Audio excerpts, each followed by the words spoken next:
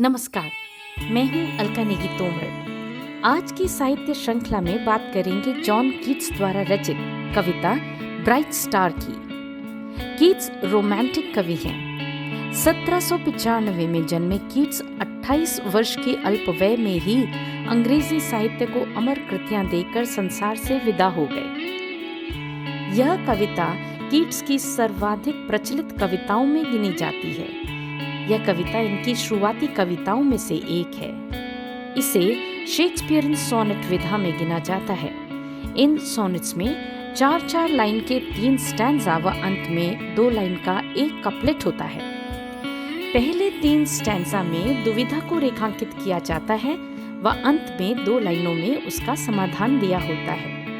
आइए सुनते हैं शेक्सपियरन सोनेट के इस अद्भुत उदाहरण को। कविता है कीट्स की ब्राइट स्टार।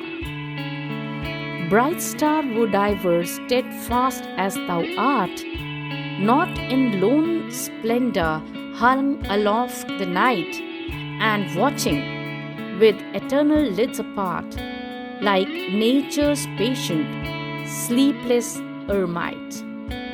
यहाँ पर कवि ध्रुव तारे को संबोधित करते हुए कहते हैं कि काश मैं भी तुम्हारी तरह स्थिर होता, परंतु तुम जिस प्रकार अकेले अपने ही प्रकाश में रात्रि के आकाश में झूला करते हो और अपने शाश्वत नयनों से धैर्यपूर्वक प्रकृति को किसी गुडाकेश संत के समान निहारते रहते हो, उस प्रकार नहीं। The moving waters at their priest-like task of pure ablution round earth's human shores, or gazing on the new soft fallen mask of snow upon the mountains and the moors. वो कहते हैं ध्रुव तारा स्थिर रहते हुए आकाश से धरती पर बहते हुए जल को, मनुष्य के कोरों को धोते हुए तथा पर्वतों और घास के विस्तृत मैदानों पर गिरी बर्फ को देखता है।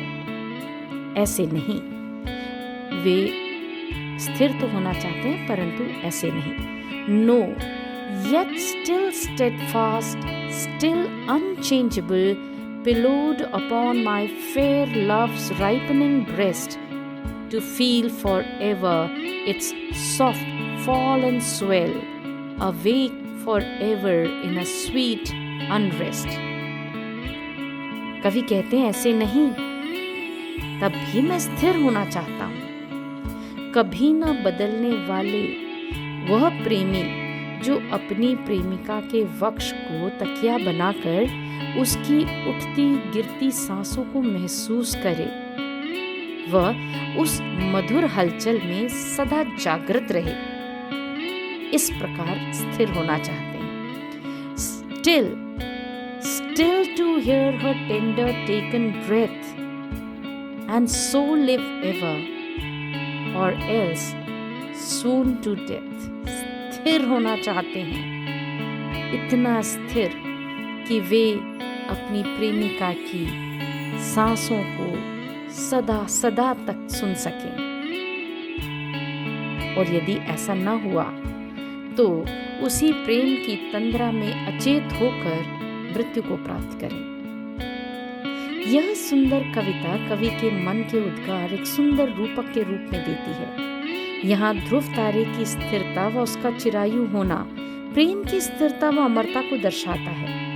यह एकल प्रेम नहीं, यहाँ प्रेमी अपनी प्रेमिका के साथ चिरायु होने की कामना करता है, अन्यथा उसी के आलिंगन में अचेत होकर मृत्यु को प्राप्त करने की कामना करता है। आज यहीं पर विराम लेंगे और शीघ्र ही मिलेंगे एक नए कवि, एक नई कविता के साथ। तब तक हमसे जुड़े रहें। धन्यवाद।